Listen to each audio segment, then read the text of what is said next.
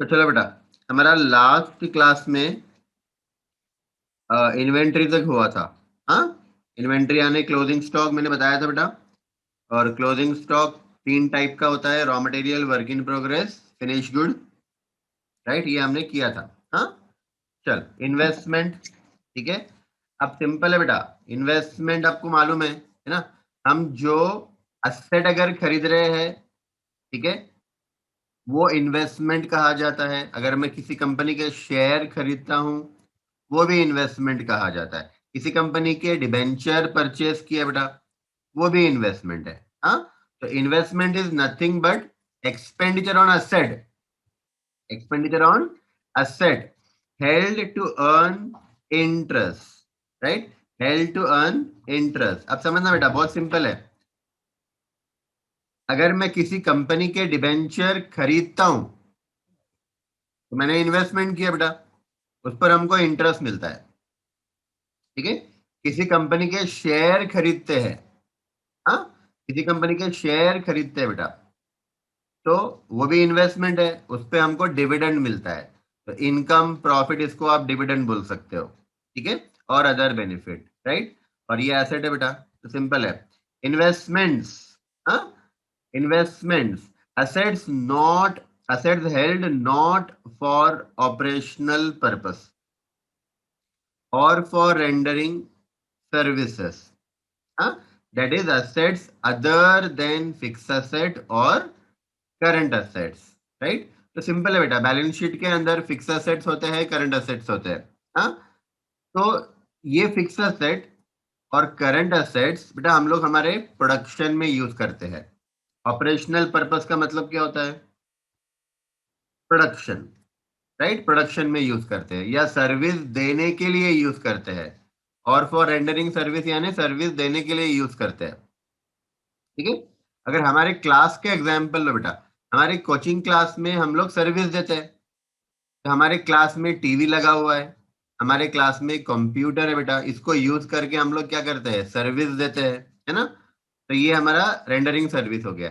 तो ऐसे एसेट जो आप प्रोडक्शन में यूज करते हो या सर्विस देने के लिए यूज करते हो, उसको छोड़कर बाकी जो एसेट आपके पास बचता है वो इन्वेस्टमेंट है। इसको इन्हों घुमा फिरा के बोल रहे हैं, है ना। अब सीधे हाथ से खाओ या उल्टे हाथ से हाथ टेढ़ा करके खाओ, बात एक ही है बेटा। इन्होंने डायरेक्ट बोलना चाहिए था कि किसी कंपनी के सिक्योरिटी खरीद रहे, किसी कंपनी के शेयर खरीद रहे, किसी कंपनी के डिवेंचर खरीद रहे, है ना, ये इन्वेस्टमेंट है, राइट। अगर कोई इमूवेबल प्रॉपर्टी खरीद रहे हैं, मान लो मैं लैंड खरीद रहा हूँ, लैंड में भी इन्वेस्टमेंट होता है। अब ये अलग से देने की जरूरत ही नहीं थी बेटा। इन्वेस्टमेंट जब कहा गया है, इसका मतलब यही होता है। ठीक है, मैंने आपको बताया था अभी। ठीक है, चलो इसके बाद इश्यूड शेयर कैपिटल। आपको याद होगा बेटा, जब हमने ऑथराइज कैपिटल देखा था, ठीक है, मैं आपको एक बार फिर दिखाता हूं बेटा। ऑथराइज्ड कैपिटल देखा था, तब हमने बात की थी इश्यूड कैपिटल की। देखो, ऑथराइज्ड शेयर कैपिटल, है ना।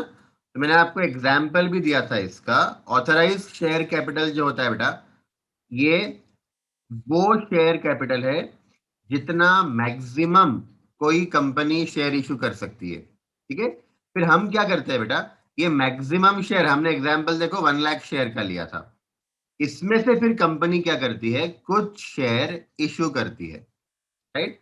आई थिंक हमने कॉल्ड अप कैपिटल किया था, तब ये आया था। देखो एग्जाम्पल लिया था मैंने, कॉल्ड अप कैपिटल, राइट। तो मान लो बेटा ऑथराइज कैपिटल मेरा 1 लाख शेयर है, और 1 लाख शेयर में से मैंने इश्यू किए 80,000 शेयर। तो जितने शेयर आपने इश्यू किए हैं, वो अमाउंट को कहा जाता है बेटा, मतलब 10 रुपीज फेस वैल्यू है, उससे मल्टीप्लाई कर लो, वो अमाउंट को कहा जाता है इश्यूड कैपिटल। फिर वो इश्यूड कैपिटल में से कुछ पैसा मंगवाते हैं हम लोग। तो जो पैसा मंगवाया, कंपनी ने जो पैसा शेयर होल्डर से मंगाया, उसको बोलते हैं कॉल्ड अप कैपिटल, हाँ, इश्यूड में से। और जो पैसा मंगवाना बाकी है, उसको कहेंगे अनकॉल्ड कैपिटल, राइट। तो हमने कैपिटल के 3 टाइप देखे बेटा। ऑथराइज देखा, मतलब मैक्सिमम शेयर इतने इशू कर सकते हैं। इश्यूड कैपिटल, कितने शेयर हमने एक्चुअली पब्लिक को इशू करे। Called up capital, issued capital में से जो पैसा हमने पब्लिक से मंगवाया।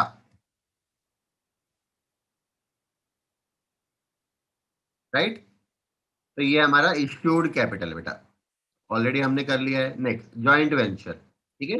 अब सिंपल है बेटा, जॉइंट वेंचर, वेंचर का मतलब होता है, वेंचर मीन्स टेम्पररी बिजनेस। आपको लिखना है तो लिख लेना बेटा। वेंचर का मतलब होता है टेम्पररी बिजनेस, राइट। और जॉइंट का मतलब होता है more than, more than one person. मतलब एक से ज्यादा पर्सन मिलकर अगर कोई टेम्पररी बिजनेस करते हैं, उसको कहा जाता है जॉइंट वेंचर। ठीक है, बहुत सिंपल है बेटा। मैं आपको एग्जांपल देता हूं। मान लो एक कॉन्ट्रैक्टर है, राइट। एक कॉन्ट्रैक्टर है बेटा, एक कॉन्ट्रैक्टर को बड़ा कॉन्ट्रैक्ट मिला, गवर्नमेंट से मिला, फॉर एग्जांपल रोड बनाने का। अब उसके लिए इतना बड़ा कॉन्ट्रैक्ट संभालना पॉसिबल नहीं है बेटा, बहुत बड़ा कॉन्ट्रैक्ट है ना। तो वो दूसरे कॉन्ट्रैक्टर के पास जाएगा और उसको बोलेगा हम दोनों मिलकर ये कॉन्ट्रैक्ट कंप्लीट करते हैं, है ना। और दोनों, जो प्रॉफिट होगा दोनों आपस में बांट लेंगे। ठीक है, तो दोनों का मिलकर कॉन्ट्रैक्ट हुआ रोड बनाने का। जब तक रोड बनता है दोनों का जॉइंट वेंचर रहेगा। एक बार रोड बन के रेडी हो गया, है ना, हमारा ऑब्जेक्टिव, बिजनेस का ऑब्जेक्टिव पूरा हो गया बेटा, तो फिर प्रॉफिट दोनों बांटेंगे और अपने अपने रास्ते चल पड़ेंगे। राइट, मतलब उनका बिजनेस एंड हो जाएगा। ठीक है, तो जॉइंट वेंचर के बहुत सारे एग्जाम्पल हो सकते हैं, है ना। टेम्पररी बिजनेस हमने करना है, एक से ज्यादा लोग मिलकर जो करते हैं उसको। लास्ट इन फर्स्ट आउट मैंने आपको बताया था बेटा कल की क्लास में, है ना। फीफो और लीफो बताया था। तो फर्स्ट इन फर्स्ट आउट में जो प्रोडक्ट हमने पहले परचेस किया वही पहले सेल होगा, और लास्ट इन फर्स्ट आउट में जो प्रोडक्ट हमने लास्ट में खरीदा बेटा वो पहले सेल होगा। राइट, लाइबिलिटी आप सबको पता है बेटा, जो पैसा हमको बाहर देना है किसी को, वो हमारी लाइबिलिटी होती है। राइट, लीन, लीन, ठीक है। अब ये भी बहुत सिंपल है बेटा, देखना लीन का मतलब क्या होता है। Right of one person to satisfy a claim against another by holding or retaining possession of that other asset और प्रॉपर्टी। राइट, अगर मैं सिंपल बताऊं ना बेटा, तो लीन का मतलब मॉर्गेज होता है। लीन का मतलब मॉर्गेज, ठीक है। देखो आप सेंटेंस पढ़ो, क्या दिया है, right of one person to satisfy claim against another by holding or retaining possession of asset of other person। Bank क्या करता है बेटा, बैंक जब लोन देता है तो वो सामने वाले पार्टी को बोलता है कि आप आपका असेट मॉर्गेज रखो। जब कंपनी अपना असेट कोई मॉर्गेज रखती है बैंक के पास, तो बैंक जो है वो असेट पे लीन रखता है।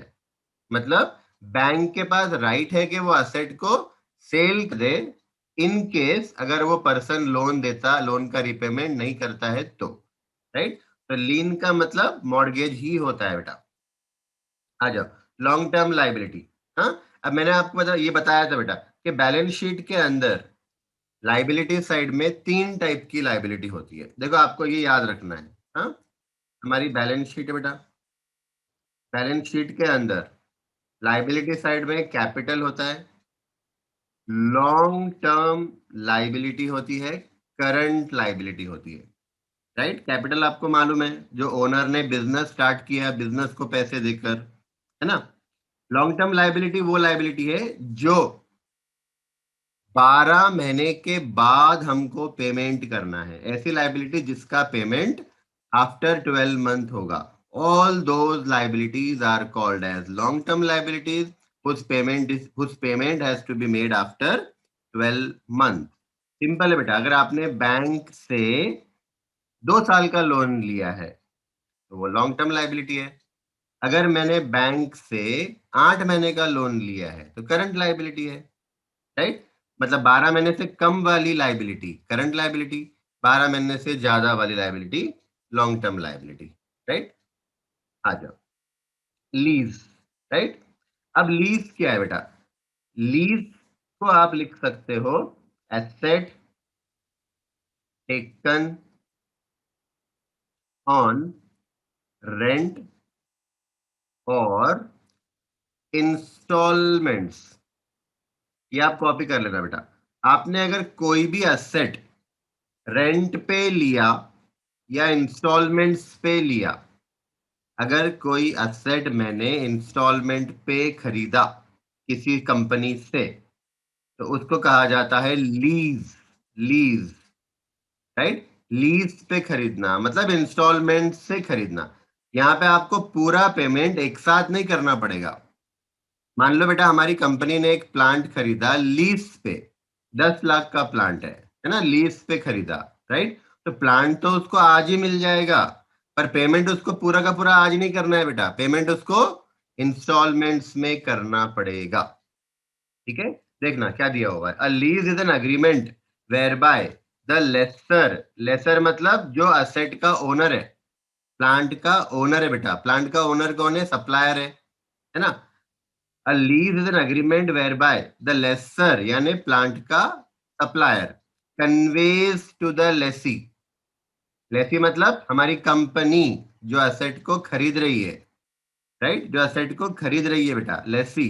इन रिटर्न, इन रिटर्न कन्वे मतलब देना, एसेट देना, एसेट देना। In return for a payment of series of payment, एक बार पेमेंट नहीं कर रहे बेटा हम लोग, सीरीज ऑफ पेमेंट है। सीरीज ऑफ पेमेंट का मतलब इंस्टॉलमेंट। ठीक है। The right to use an asset, the right to use an asset for an agreed period of time, यानी लेसर आपको असेट देगा और इससे आपको राइट मिलेगा, अधिकार मिलेगा कि आप वो लेसर का असेट यूज कर पाओगे कुछ समय तक, राइट, कुछ समय तक। और आपको हर महीने को पेमेंट करना पड़ेगा। इसका सिंपल एग्जांपल देता हूं बेटा। आप लोग अगर घर लेते हो ना किराए पे, वो लीज एग्रीमेंट होता है। किराए पे घर लिया, किराए पे शॉप लिया, इट्स अ लीज एग्रीमेंट, है ना। घर हमारा होता नहीं है, हम ओनर नहीं होते हैं, पर हम यूज करते हैं बेटा, और हर महीने को हम रेंट पे करते हैं, राइट। इसको लीज कहा जाता है। मटेरियलिटी कंसेप्ट, ये हमारा कंसेप्ट है बेटा। ये हमने प्रिंसिपल्स में देखा था, आपको याद होगा, मैंने बताया था। मटेरियलिटी का मतलब क्या होता है? Important, important, right. मैंने बताया था बेटा आपको, मैं फिर से रिवाइज करा रहा हूं। मटेरियलिटी कंसेप्ट बोलता है कि आपने फाइनेंशियल स्टेटमेंट्स बनाते वक्त मटेरियलिटी कंसेप्ट फॉलो करना है। ये कंसेप्ट बोलता है कि जो अमाउंट इंपॉर्टेंट है उसको आप सेपरेटली डिस्क्लोज करो, और जो इंपॉर्टेंट नहीं है उसको आप ग्रुप में डालकर भी डिस्क्लोज कर सकते हो, राइट। जैसे प्रिंटिंग एंड स्टेशनरी मैंने बताया था, ये मटेरियल नहीं होता है बेटा, तो इसको हम ग्रुप में मर्ज करके दिखा रहे हैं। ठीक है। कंट्री डेप्टर्स इंपॉर्टेंट नहीं है तो ग्रुप में मर्ज करके दिखा रहे हैं, है ना। लेकिन डायरेक्टर को लोन दिया, पार्टनर को लोन दिया, कोई लॉस हुआ, ये मटेरियल माना जाता है, इंपॉर्टेंट माना जाता है, तो इसको आप मर्ज नहीं कर सकते, इसको आपको सेपरेटली दिखाना पड़ेगा, राइट। और मैंने बताया था बेटा, मटेरियल अमाउंट वो होता है जो यूजर के डिसीजन को अफेक्ट कर सकता है, यानी हमारे अकाउंट के जो यूजर्स है बेटा, इंटरनल यूजर, एक्सटर्नल यूजर, इनके डिसीजन को वो अमाउंट अफेक्ट कर सकता है, राइट। अगर वो इंटरनल और एक्सटर्नल यूजर्स को अगर वो अमाउंट अफेक्ट नहीं कर रहा है, उसके डिसीजन को अफेक्ट नहीं कर रहा है, तो वो मटेरियल नहीं माना जाता है। ठीक है। चल मॉर्गेज, तो मॉर्गेज बहुत बार पढ़ लिया बेटा हमने ना। मॉर्गेज मतलब असेट को प्लेज करना। ठीक है। इसका और एक वर्ड देखा था बेटा हमने, चार्ज, हिंदी में गिरवी रखना, राइट। तो वही बेटा हमने बहुत बार ये देख लिया है। ठीक है, आगे net asset, share holders fund और नेटवर्थ। ये भी आपको फाउंडेशन में काम में नहीं आएगा, ये भी आपको फाउंडेशन में काम नहीं आएगा बेटा, इंटरमीडिएट में काम में आएगा, राइट। लेकिन फिर भी हम देख लेते हैं, मॉड्यूल में दिया हुआ है। हाँ, नेट एसेट्स का मतलब क्या होता है बेटा, मैं आपको एग्जांपल से बताता हूँ। समझो मेरी बैलेंस शीट है, ठीक है। बैलेंस शीट के अंदर बेटा असेट साइड में एक होता है फिक्स्ड असेट, एक होता है बेटा करंट असेट,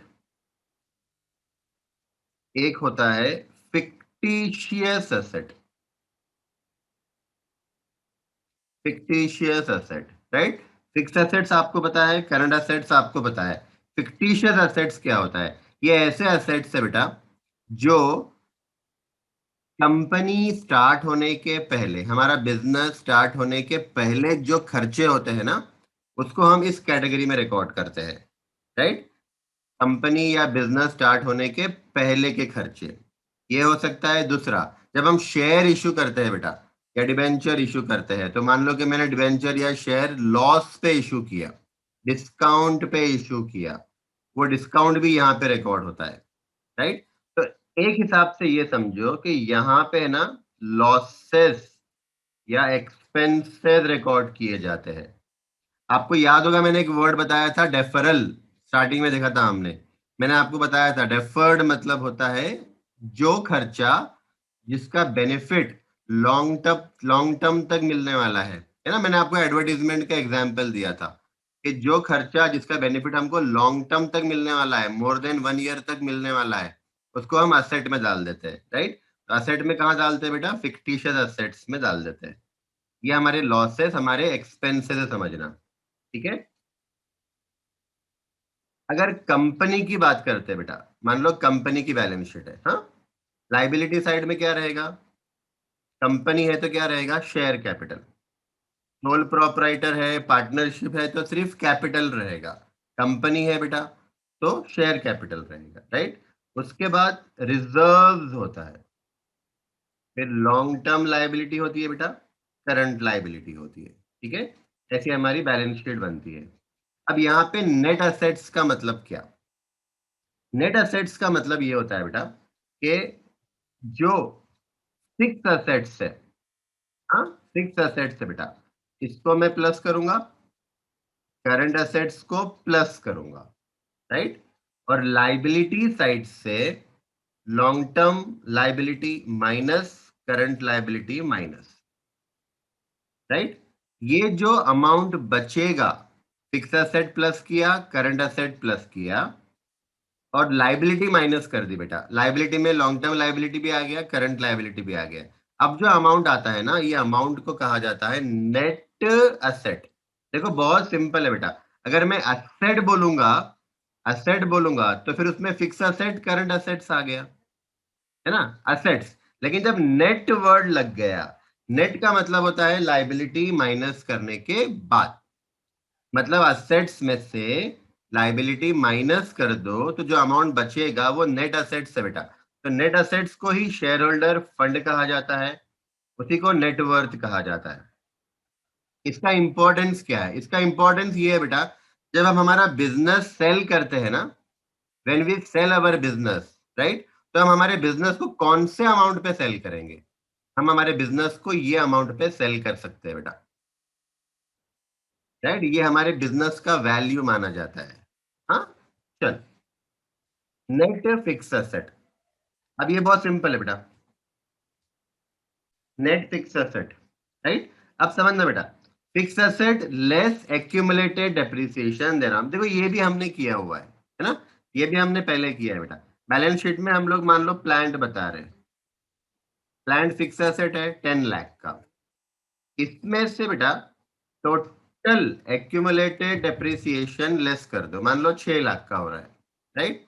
ये जो 4 लाख बैलेंस बचता है बेटा, इसको हम बोलते हैं net book value, right, net book value. तो नेट फिक्स एसेट का मतलब वही होता है, हम हमारे फिक्स एसेट में से, सारे फिक्स एसेट में से टोटल डेप्रिसिएशन माइनस कर देंगे, तो आज का जो वैल्यू आएगा उसको बोलते हैं नेट फिक्स एसेट, राइट।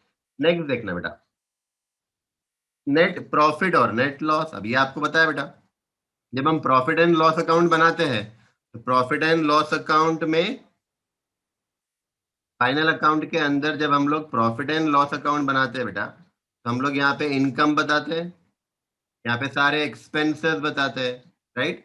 और इनकम में से एक्सपेंसेस माइनस करने पर मान लो मेरा इनकम 10 लाख का है, एक्सपेंसेस 8 लाख का है बेटा, तो जो बैलेंस बचता है 2 लाख, ये हमारा नेट प्रॉफिट होता है। ठीक है। कभी ऐसा भी होता है कि एक्सपेंसेस ज्यादा है बेटा, हमारे एक्सपेंसेस ज्यादा है और इनकम कम है, तो फिर हमारा नेट लॉस भी हो सकता है। और नेट लॉस हम लोग कहाँ लिखेंगे बेटा? Credit side. नेट लॉस आएगा क्रेडिट साइड, राइट। ये सिंपल है। नेट रियलाइजेबल वैल्यू, ठीक है। अब ये बहुत सिंपल है बेटा। नेट रियलाइजेबल वैल्यू का मतलब क्या? रियलाइज मतलब सेल करना, सेल करना, राइट। तो नेट रियलाइजेबल वैल्यू का मतलब होता है बेटा कि जब मैं कोई एसेट को सेल करता हूं, ठीक है, कोई एसेट को सेल करता हूं बेटा। देखो एक सिंपल एग्जांपल लेते हैं। मान लो मैंने सेल किया लैंड, हमने हमारे बिजनेस का लैंड सेल कर दिया। तो लैंड सेल किया मान लो बेटा 100 लाख में, राइट। अब हमको कैश मिला कितना? 100 लाख कैश मिला, ठीक है। लेकिन वो लैंड को बेचने के लिए जो एजेंट हमने लगाया था, वो एजेंट को हमने ब्रोकरेज दिया, एजेंट को हमने कमीशन दिया बेटा, ब्रोकरेज दिया, कमीशन दिया। कितना दिया? मान लो 2 लाख रुपए दिए, राइट। हम हमारे हाथ में कैश कितना आया बेटा? हमारे हाथ में कैश आया 98 लाख। लैंड बेचा 100 लाख में, पर हमने ब्रोकर को ब्रोकरेज कमीशन दिया 2 लाख का। हमारे हाथ में कैश कितना आया? 98 लाख। कि 98 लाख को कहा जाता है net realizable value, NRV, net realizable value. ये जो 100 लाख है ना बेटा, ये जो 100 लाख है, this is called as realizable value.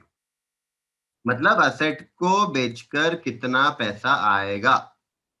Asset को बेचकर 100 लाख रुपीज आएंगे, लेकिन बेचने पर जो खर्चा हुआ वो माइनस कर दो, तो इसको कहा जाता है नेट रियलाइजेबल वैल्यू। खर्चा जाने के बाद नेट रियलाइजेबल वैल्यू कहा जाता है। ठीक है बेटा, आई होप आपको समझ में आ रहा होगा। Next, obsolescence, right. ऑब्सोलेसेंस। अब ऑब्सोलेसेंस का मतलब आप लोग यहां लिख लेना बेटा, आउटडेटेड हो जाना, आउटडेटेड होना, राइट। आउटडेटेड का मतलब होता है फैशन चली जाना, फैशन चली गई, फैशन चले जाना, ठीक। सिंपल एग्जांपल लेते हैं बेटा। मान लो आपके पास पुराना मोबाइल है, वो कीपैड वाला, है ना। तो आज तो बेटा उसका फैशन है ही नहीं। आज तो हमारे पास सारे टच स्क्रीन वाले फोन है। तो वो जो कीपैड वाला फोन अगर आज आपके पास है, तो आप ये बोल सकते हो कि मेरा फोन ऑब्सोलीट हो गया, मेरा फोन ऑब्सोलीट हो गया, मतलब पुराना हो गया, उसकी फैशन नहीं है, राइट। तो ऑब्सोलेसेंस ये लॉस नहीं है, राइट। ये कोई लॉस नहीं है, लेकिन ये पुराना होने की वजह से इसकी वैल्यू कम हो गई। ठीक है बेटा, चल आगे। Operating profit, operating profit, right. अब देखो बेटा, जब हम प्रॉफिट एंड लॉस अकाउंट बनाते हैं ना, हाँ, समझना। देखो जब मैं प्रॉफिट एंड लॉस अकाउंट बनाता हूं, तो प्रॉफिट एंड लॉस अकाउंट में बेटा इनकम्स होती है क्रेडिट साइड में, ठीक है। डेबिट साइड में बेटा, डेबिट साइड में, एक सेकंड, हम लोग प्रॉफिट एंड लॉस के क्रेडिट साइड बेटा ऑपरेटिंग इनकम बताते हैं, ऑपरेटिंग इनकम, और नॉन ऑपरेटिंग इनकम बताते हैं, non operating income, right. Operating income मतलब हमारी बिजनेस की इनकम, प्रोडक्ट को बेचकर जो इनकम हुआ, सर्विस देकर जो इनकम हुआ, राइट। ये ऑपरेटिंग इनकम है बेटा। और नॉन ऑपरेटिंग इनकम का मतलब होता है ऐसी इनकम जो हमारे बिजनेस से रिलेटेड नहीं है, जैसे एक सिंपल एग्जांपल लेते हैं बेटा, मान लो कि हमारी कोचिंग क्लास, राइट, हमको कोचिंग क्लास में बच्चों को पढ़ाने से जो इनकम हो रही है वो ऑपरेटिंग इनकम है, राइट। लेकिन मान लो बेटा हमारे पास पुराना फर्नीचर रखा हुआ था, हमने पुराना फर्नीचर बेच दिया और बेच के प्रॉफिट हुआ। अब पुराना फर्नीचर बेच के प्रॉफिट हुआ, ये नॉन ऑपरेटिंग इनकम है। व्हाई? बिकॉज फर्नीचर बेचना हमारा काम नहीं है, हमारा काम पढ़ाना है, राइट। तो पढ़ाने से जो इनकम हो रही है वो ऑपरेटिंग इनकम। हमारे बिजनेस से रिलेटेड अगर कोई इनकम होती है तो ऑपरेटिंग, बिजनेस से रिलेटेड नहीं है बेटा तो non operating. Similarly debit side हम ऑपरेटिंग एक्सपेंसेस बताएंगे, मतलब हमारे बिजनेस के खर्चे। जैसे पढ़ाना हमारा काम है, तो पढ़ाने के लिए जो खर्चा होगा वो ऑपरेटिंग एक्सपेंसेस, राइट। जैसे स्टाफ की सैलरी ऑपरेटिंग एक्सपेंसेस हो गया, डेप्रिसिएशन ऑपरेटिंग एक्सपेंसेस हो गया, हमको प्रिंटिंग एंड स्टेशनरी लगती है, ये ऑपरेटिंग एक्सपेंसेस हो गया, ठीक है। डेबिट साइड में बेटा नॉन ऑपरेटिंग एक्सपेंसेस भी रिकॉर्ड करते हैं हम लोग। हाँ, जैसे मैं एग्जाम्पल देता हूँ, एग्जाम्पल, हमको फाइन लगी, हमको फाइन लगी, हमने फाइन पे किया, है ना, हमने पेनल्टी पे की, हमने डोनेशन दिया, राइट। तो ये फाइन्स भरना, है ना, पेनल्टी भरना, डोनेशन भरना, ये नॉन ऑपरेटिंग एक्सपेंसेस है बेटा, ठीक है। दूसरा, इसके अंदर बेटा, इसके अंदर इंटरेस्ट भी हो सकता है, interest, interest on loan, right. कोई एसेट बेचा, कोई एसेट बेच के लॉस हुआ है बेटा, ये भी हो सकता है। ये सारे नॉन ऑपरेटिंग एक्सपेंसेस। आप सिंपल से याद रखो, हमारा जो मेन बिजनेस होता है, वो मेन बिजनेस से जो इनकम होती है,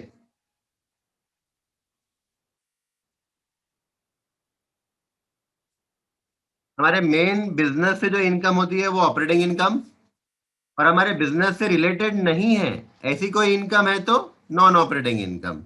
डेबिट साइड खर्चा, बिजनेस से रिलेटेड खर्चा है, सैलरी, रेंट, डेप्रिसिएशन, वो सारा का सारा ऑपरेटिंग एक्सपेंसेस। ऐसा कोई खर्चा जो हमारे बिजनेस से रिलेटेड नहीं है पर फिर भी खर्चा हुआ, नॉन ऑपरेटिंग एक्सपेंसेस, राइट। हमको देखना है बेटा हमारा ऑपरेटिंग प्रॉफिट कितना है। हाँ, तो ऑपरेटिंग प्रॉफिट कैसे आता है बेटा? ऑपरेटिंग प्रॉफिट लाने के लिए हम क्या करते हैं, ऑपरेटिंग इनकम में से ऑपरेटिंग एक्सपेंसेस लेस करते हैं। ऑपरेटिंग इनकम में से ऑपरेटिंग एक्सपेंसेस लेस कर दो तो आपको ऑपरेटिंग प्रॉफिट मिल जाता है, राइट। तो ऑपरेटिंग, आप इतना खाली कॉपी कर लो बेटा, ऑपरेटिंग इनकम यानी बिजनेस की इनकम माइनस ऑपरेटिंग एक्सपेंसेस, मतलब बिजनेस से रिलेटेड खर्चे, इससे हमको मिल जाता है बेटा ऑपरेटिंग प्रॉफिट, राइट। आ जाओ नेक्स्ट। उसके बाद बेटा पेड अप शेयर कैपिटल, ये हमने अभी थोड़ी देर पहले किया था बेटा। हाँ, एक बार फिर मैं आपको दिखा दूं, hold up share capital, right. तो ऑथराइज कैपिटल बेटा 10 लाख था, इश्यूड कैपिटल 8 लाख था। 8 लाख में से जितना पैसा हमने शेयर होल्डर से मंगवाया उसको बोलते हैं called up capital. Called up capital 6 lakh मंगाया था बेटा हमने, इसको 6 लाख को जो पैसा हमने शेयर होल्डर से मंगवाया उसको कहा जाता है कॉल्ड अप कैपिटल, राइट। ये बेटा मैंने आपको ऑलरेडी करवाया है। प्रेफरेंस शेयर कैपिटल, राइट, ये भी हुआ है बेटा अपना। मैंने आपको बताया था शेयर्स के दो टाइप है, इक्विटी शेयर और प्रेफरेंस शेयर, है ना। ये हमारी क्लास में हुआ है बेटा हमारा। दो टाइप के शेयर है, इक्विटी शेयर और प्रेफरेंस शेयर। प्रेफरेंस शेयर वो शेयर होते हैं बेटा कि जिनको डिविडेंड फिक्स्ड मिलता ही है, जिनको हर साल डिविडेंड फिक्स्ड परसेंटेज से मिलता है। मान लो अगर इनका डिविडेंड का परसेंटेज 10% है तो इनको हर साल 10% डिविडेंड कंपलसरी मिलेगा, ठीक है। लेकिन इक्विटी शेयर्स वालों को बेटा कंपलसरी डिविडेंड नहीं मिलता है, उनका डिविडेंड कभी दिया जाता है तो कभी नहीं दिया जाता, राइट। और प्रेफरेंस शेयर्स वालों को प्रायोरिटी मिलती है, प्रायोरिटी देखो नाम में ही प्रेफरेंस आया। प्रेफरेंस का मतलब प्रायोरिटी, यानी इक्विटी शेयर के पहले प्रायोरिटी किसको मिल रही है? प्रेफरेंस शेयर वालों को। जब भी कंपनी डिविडेंड देती है ना बेटा, तो पहले डिविडेंड मिलता है प्रेफरेंस शेयर होल्डर्स को, जिनके पास प्रेफरेंस शेयर्स है, और उसके बाद फिर अगर प्रॉफिट बचता है तो डिविडेंड दिया जाता है इक्विटी शेयर होल्डर्स को, राइट? तो सिंपल है बेटा, ये हमने ऑलरेडी किया हुआ है। प्रिलिमिनरी एक्सपेंसेस, हाँ, तो समझना बेटा, प्री प्री मतलब पहले के, प्री मतलब पहले के खर्चे, राइट? तो प्रिलिमिनरी एक्सपेंसेस वो खर्चा है बेटा जो हमारा बिजनेस स्टार्ट होने के पहले हुआ है, बिजनेस स्टार्ट करने के लिए जो खर्चा होता है। हाँ, एक बार रीड करते हैं बेटा। Expenses relating to the formation of the enterprise.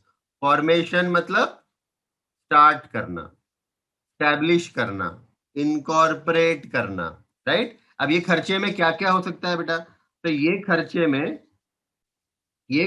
बेटा लीगल एक्सपेंसेस होते हैं, अकाउंटिंग एक्सपेंसेस होते हैं, शेयर इश्यू किया उसके एक्सपेंसेस होते हैं, है ना? ये सारा खर्चा प्रिलिमिनरी एक्सपेंसेस माना जाता है बेटा, और इसी को फिक्टिशियस असेट भी बोलते हैं। हमने अभी पढ़ा था बेटा, फिक्टिशियस असेट भी बोलते हैं, राइट? जो हम लोग असेट साइड में रिकॉर्ड करते हैं। हाँ, नेक्स्ट देखना, प्रीपेड एक्सपेंसेस हमको मालूम बेटा, जो भी एक्सपेंसेस हम एडवांस में दे देते हैं, जो भी एक्सपेंसेस हम एडवांस में दे देते हैं वो प्रीपेड एक्सपेंसेस होता है। मान लो मैंने सैलरी, राइट, हमारा ईयर एंड हो रहा है दिसंबर में, हमने अगले महीने की जनवरी का सैलरी भी दे दिया, तो वो जनवरी वाला सैलरी प्रीपेड सैलरी माना जाता है, राइट? और प्रीपेड एक्सपेंसेस बेटा ये हमारे करंट असेट्स होते हैं, ये आपको याद रखना है, ये हमारा करंट असेट है, ठीक है? आगे बेटा, प्राइम कॉस्ट। हाँ, प्राइम कॉस्ट ये भी आपके काम का नहीं है, पर फिर भी देख लो चलो। तो टोटल कॉस्ट जो होता है ना बेटा, total cost of product, total cost of product जो होता है ना, ये दो टाइप का होता है बेटा। डायरेक्ट कॉस्ट होता है और इनडायरेक्ट कॉस्ट होता है, right? Total cost of product, ये आपको लिखना है बेटा मेरे साथ। टोटल कॉस्ट ऑफ प्रोडक्ट दो टाइप के होते हैं, डायरेक्ट कॉस्ट होता है, इनडायरेक्ट कॉस्ट होता है बेटा। आपको अब्दुल सर ने पढ़ाया भी होगा। डायरेक्ट कॉस्ट हम ट्रेडिंग अकाउंट में रिकॉर्ड करते हैं, ये ट्रेडिंग अकाउंट में रिकॉर्ड होता है बेटा, है ना? Raw material, wages, carriage inward, है ना? ये सारा डायरेक्ट कॉस्ट है बेटा। और जो हम प्रॉफिट एंड लॉस अकाउंट में रिकॉर्ड करते हैं ना, सैलरी, रेंट, डेप्रिसिएशन, एडवर्टीजमेंट, वो सब इनडायरेक्ट कॉस्ट माना जाता है, ठीक है? तो जो डायरेक्ट कॉस्ट होते हैं ना बेटा, डायरेक्ट कॉस्ट का और एक नाम है प्राइम कॉस्ट।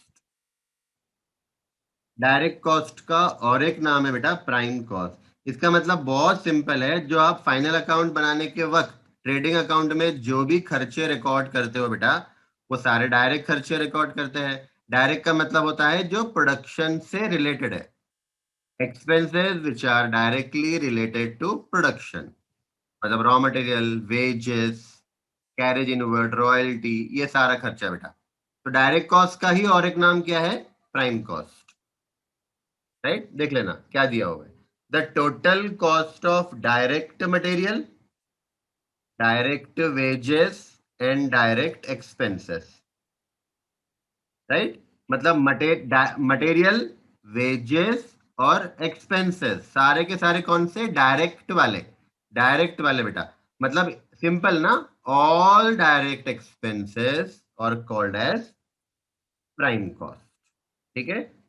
आगे बेटा, prior period items, prior period items, right? अब समझना बेटा, प्रायर, हाँ, प्रायर का मतलब होता है पिछले ईयर्स का। प्रायर मतलब पिछले ईयर्स का, पीरियड, पीरियड पीरियड मतलब अकाउंटिंग पीरियड होता है बेटा, अकाउंटिंग पीरियड होता है। मान लो मेरा अकाउंटिंग पीरियड है 2020, ये मेरा करंट अकाउंटिंग पीरियड है। 2020 मेरा करंट अकाउंटिंग पीरियड है। तो 2020 के पहले, राइट, मतलब 2018, 2019, ये 2018, 19 या 2017, इसको प्रायर पीरियड कहा जाता है। 2020 हमारा करंट पीरियड है मान लो, यानी हमारा अकाउंटिंग करंट पीरियड कौन सा है? 2020 है, राइट। वैसे 2021 स्टार्ट हो गया है, पर मैं एग्जांपल ले रहा हूँ कि 2020 मान लो अपना करंट अकाउंटिंग पीरियड है। करंट अकाउंटिंग पीरियड के पहले के जो भी पीरियड होते हैं ना, पहले के कितने भी साल हो सकते हैं बेटा, करंट अकाउंटिंग पीरियड के पहले के कितने भी साल, उसको हम बोलते हैं प्रायर पीरियड। अब प्रायर पीरियड आइटम्स यानी क्या? तो बेटा हो सकता है कि 2018 में कुछ एरर हुआ था, 2019 में कुछ एरर हुआ था, है ना, मतलब अकाउंटिंग करने में एरर हुआ था, हमने जर्नल एंट्री पास करने में एरर कर दिया था, लेजर पोस्टिंग करना ही भूल गए थे, राइट। एरर हुआ था बेटा, एरर हुआ था। ये एरर था 2018-2019 का, मतलब प्रायर पीरियड का एरर था। ये एरर मिला कब? करंट अकाउंटिंग पीरियड में मिला।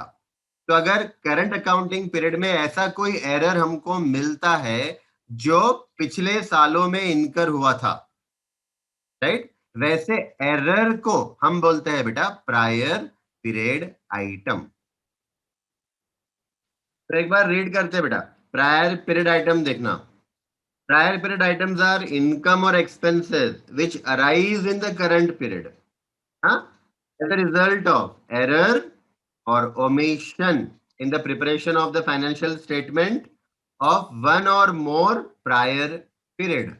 मतलब प्रायर पीरियड में कोई एरर हुआ था, कोई ओमिशन हुआ था, पर हमको वो एरर तब नहीं मिला था। हमको वो एरर कब मिला बेटा? करंट पीरियड में मिला। तो जो एरर करंट पीरियड में मिलता है, जो प्रायर पीरियड में हुआ होता है, उसको बोलते हैं बेटा प्रायर पीरियड आइटम, राइट। उसके बाद प्रॉफिट लॉस हमको पता है बेटा, है ना। अब कितना घुमा फिरा कर बताते बेटा ये लोग, नेट प्रॉफिट ऑलरेडी हो गया था ना यहाँ पे, नेट प्रॉफिट और लॉस, फिर से वही बताया देखो, ठीक है, बार बार रिपीट कर रहे हो, वही है बेटा। देखो, a general term for the excess of revenue, revenue मतलब जो क्रेडिट साइड में हम दिखा रहे हैं, है ना, ओवर रिलेटेड कॉस्ट जो हम डेबिट साइड में दिखा रहे हैं, राइट। तो प्रॉफिट एंड लॉस अकाउंट बनाते हैं बेटा हम लोग क्रेडिट साइड में, रेवेन्यू बताते हैं, इनकम बताते हैं, डेबिट साइड में सारे एक्सपेंसेस लॉस बताते हैं, और उसको क्लोज करने पर हमको प्रॉफिट या लॉस मिलता है, ठीक है, वही है बेटा ये profit and loss account. Final account का पार्ट है बेटा ये हमारा, है ना, फाइनल अकाउंट का पार्ट है। फाइनल अकाउंट में पहले हम ट्रेडिंग अकाउंट बनाते हैं, फिर वहां से ग्रॉस प्रॉफिट जो मिलता है बेटा वो प्रॉफिट एंड लॉस अकाउंट में जाता है। प्रॉफिट एंड लॉस अकाउंट से हमको नेट प्रॉफिट और लॉस मिलता है, ठीक है। और मैंने आपको अभी बताया था बेटा कि जो भी खर्चे होते हैं ना, जो भी एक्सपेंसेस होते हैं बेटा, तो डायरेक्ट एक्सपेंसेस जो होते हैं, डायरेक्ट एक्सपेंसेस जो होते हैं प्रोडक्शन से रिलेटेड, वो ट्रेडिंग अकाउंट में रिकॉर्ड होता है, राइट। और बाकी के जो इनडायरेक्ट एक्सपेंसेस है बेटा, इनडायरेक्ट एक्सपेंसेस एडमिनिस्ट्रेशन से रिलेटेड, सेलिंग एंड डिस्ट्रीब्यूशन से रिलेटेड, वो सारे के सारे प्रॉफिट एंड लॉस अकाउंट में रिकॉर्ड करते हैं, ठीक है। आ जाओ नेक्स्ट, प्रोमिसरी नोट, ठीक है। अब प्रोमिसरी नोट बेटा बिल्स ऑफ एक्सचेंज के जैसा ही है ना, आप लोगों ने पढ़ा होगा बिल ऑफ एक्सचेंज के अंदर। तो promissory note is similar to bill of exchange, right. खाली डिफरेंस इतना होता है बेटा, डिफरेंस इतना होता है बिल में और प्रोमिसरी नोट के अंदर, कि जो बिल है वो ड्रॉवर बनाता है, बिल ड्रॉवर बनाता है, ड्रॉ करता है, राइट, और वो ड्रॉवी को भेजता है, ठीक है। फिर ड्रॉवी देखकर साइन करता है, ड्रॉवी ने साइन किया मतलब उसने बिल एक्सेप्ट कर लिया, राइट। प्रॉमिसरी नोट में क्या होता है बेटा, जो कस्टमर है, जो ड्रॉवी है, ड्रॉवी जो कस्टमर है, वो कस्टमर ये प्रॉमिसरी नोट बनाता है, उल्टा, हाँ, और वो प्रॉमिसरी नोट बना के अपनी साइन करता है, ठीक है। और प्रॉमिसरी नोट में वो लिखता है कि मैं प्रॉमिस करता हूं कि आज से इतने दिन बाद या इतने महीने बाद मैं ये अमाउंट पे करूंगा। ठीक है, तो promissory note is very similar to bill of exchange. ठीक है, खाली डिफरेंस इतना है कि बिल ड्रॉवर बनाता है तो प्रॉमिसरी नोट ड्रॉवी बनाता है बेटा। जर्नल एंट्रीज दोनों ही केस में 100% सेम है। आपने जो बिल ऑफ एक्सचेंज की जर्नल एंट्रीज देखी है बेटा, वही सेम एंट्री हम लोग पास करते हैं in case of promissory note. ठीक है, आ जाओ प्रोविजंस बेटा, प्रोविजंस। ठीक है, अब समझना बेटा, प्रोविजन मतलब जो एक्सपेंसेस होने वाला है बेटा, राइट, जो हमको पता है कि ये लाइबिलिटी इनकर होने वाली है, उसका प्रोविजन हम पहले से करके रखते हैं। ठीक है, तो मान लो कि मुझे टैक्स देना है गवर्नमेंट को, तो मैं उसका प्रोविजन पहले से करके रखता हूं। प्रोविजन मतलब पैसा बाजू में रख देना, राइट। मुझे लगता है कि बेटा रिपेयर्स करवाना पड़ेगा, है ना, प्लांट का रिपेयर करवाना पड़ेगा अगले साल, उसका प्रोविजन आज ही करके रखो। मुझे लगता है कि बैड डेब्ट्स होने वाला है, उसका प्रोविजन आज ही करके रखो, राइट। तो एक बार रीड कर लेंगे बेटा, एन अमाउंट रिटर्न ऑफ और रिटेन्ड, रिटेन्ड मतलब पैसा बाजू में रख देना, by way of providing for depreciation, right. अब जो जो हम डेप्रिसिएशन भी चार्ज करते हैं ना बेटा, वो भी प्रोविजन माना जाता है। क्यों? क्योंकि डेप्रिसिएशन का पैसा हम हमारे पास ही रखते हैं बाजू में, ये पैसा कंपनी के बाहर जाता नहीं है बेटा, right. Depreciation is also one type of provision. और डिम्यूनेशन इन वैल्यू ऑफ असेट और retained by way of providing, retained, retained मतलब पैसा हमने हमारे पास रखना, पैसा हमने हमारे पास रख लेना, रिटेन्ड करना, by way of providing for any non liability. Non liability यानी ऐसी लाइबिलिटी जो हमको पता है कि ये होने वाली है, जैसे बेटा टैक्स देना पड़ेगा, राइट, टैक्स देना पड़ेगा, हाँ, रिपेयर्स करवाना पड़ेगा, रिपेयर करवाएंगे तो उसका पेमेंट करना पड़ेगा बेटा। तो नॉन लाइबिलिटी, ऐसी लाइबिलिटी जो हमको पता है कि होने वाली है, उसका प्रोविजन हम लोग आज कर सकते हैं। मतलब हम लोग उसका उतना अमाउंट आज साइड में रख सकते हैं, और उसको बेटा हमको प्रॉफिट एंड लॉस को डेबिट करना होता है। प्रॉफिट एंड लॉस को डेबिट करते हैं, एक इफेक्ट, और लाइबिलिटी साइड बैलेंस शीट में दिखाते हैं दूसरा इफेक्ट, है ना। आ जाओ, प्रोविजन फॉर डाउटफुल डेब्ट्स, ये हमको पता है बेटा, जो डेप्टर से पैसा अनरिकवर्ड रहने वाला है ना, जो डेप्टर से पैसा आने वाला नहीं है बेटा, हम उसका मतलब बैड डेब्ट समझो, तो उसका हम लोग आज आज ही प्रोविजन करके रखते हैं। अब आप सोच रहे होंगे कि फ्यूचर में होने वाला लॉस, उसका प्रोविजन आज क्यों कर रहे हैं, राइट। तो हमने बेटा प्रिंसिपल्स ऑफ अकाउंटिंग में देखा था कंजर्वेटिज्म कंसेप्ट। कंजर्वेटिज्म का और एक नाम क्या है? Prudence, right. देखो अगला अगला ही टर्म है, अगला ही टर्म है बेटा, कंजर्वेटिज्म। कंजर्वेटिज्म मतलब प्रूडेंस। तो ये कंसेप्ट क्या बोलता था बेटा? ये कंसेप्ट बोलता था कि फ्यूचर में होने वाले लॉसेस, राइट, उसको आज ही आप रिकॉर्ड कर लो प्रोविजन के तौर पे, राइट, लेकिन फ्यूचर में होने वाली इनकम को रिकॉर्ड नहीं करना। ठीक है, इसीलिए हम लोग प्रोविजन फॉर डाउटफुल डेब्ट्स करते हैं। प्रूडेंस भी हो गया बेटा हमारा, ये हमारे कंसेप्ट है। ठीक है, रिडीमेबल प्रेफरेंस शेयर्स, हाँ, तो हमने देखा था बेटा टाइप्स ऑफ शेयर्स देखे थे, याद है आपको? टाइप्स ऑफ शेयर दो है बेटा, इक्विटी शेयर और प्रेफरेंस शेयर्स, है ना, दो टाइप के शेयर्स है। ठीक है, अब ये प्रेफरेंस शेयर्स को भी हम फर्दर क्लासिफाई कर सकते हैं। प्रेफरेंस शेयर के भी बहुत सारे टाइप्स है बेटा। ठीक है, तो प्रेफरेंस शेयर के बहुत सारे टाइप्स है, रिडीमेबल एंड इररिडीमेबल। ये हम लोग आगे कंपनी अकाउंट्स में पढ़ने वाले हैं बेटा, राइट, लेकिन फिर भी अब आया है तो देख लो, रिडीमेबल एंड इररिडीमेबल। ठीक है, उसके बाद बेटा convertible and non convertible preference shares, cumulative and non cumulative preference shares. Shares के दो टाइप्स है, equity share, preference share.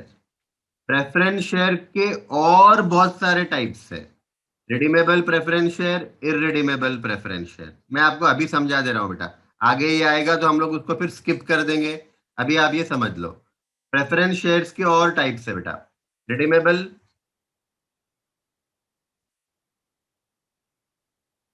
Redeemable and irredeemable, number 2। Third, convertible, non convertible, cumulative and non cumulative. Right, अब समझना बेटा, बहुत simple है। Redeemable preference share का मतलब होता है ऐसे प्रेफरेंस शेयर जिसका पेमेंट हम फ्यूचर में कर देंगे। अब समझना बेटा, जब हम प्रेफरेंस शेयर इश्यू करते हैं तो पब्लिक से पैसा आता है ना। जब हम प्रेफरेंस शेयर इश्यू करते हैं बेटा तो पब्लिक से पैसा आता है। मान लो हमने 10 लाख के प्रेफरेंस शेयर इश्यू किए, हमको 10 लाख रुपए आज मिल गए। ये 10 लाख रुपए हम प्रेफरेंस शेयर होल्डर्स को रीपे कर देंगे। हम प्रेफरेंस शेयर होल्डर्स को ये पैसा लौटा देंगे। कब लौटाएंगे? अगर वो रिडीमेबल प्रेफरेंस शेयर है तो रिडीमेबल का और एक नाम है बेटा रीपेबल। रीपेबल मतलब इनका पैसा हम लौटा देंगे 5 साल बाद, 10 साल बाद। राइट, अगर इररिडीमेबल प्रेफरेंस शेयर है तो इनका पैसा कंपनी नहीं रीपे करती है। राइट, इररिडीमेबल प्रेफरेंस शेयर्स वालों का पैसा कंपनी वापस नहीं करती है। कब तक वापस नहीं करती है? जब तक कंपनी है। जब तक कंपनी है, कंपनी एक बार वाइंड अप हो जाएगी बेटा तो ये पैसा हम वापस कर देंगे।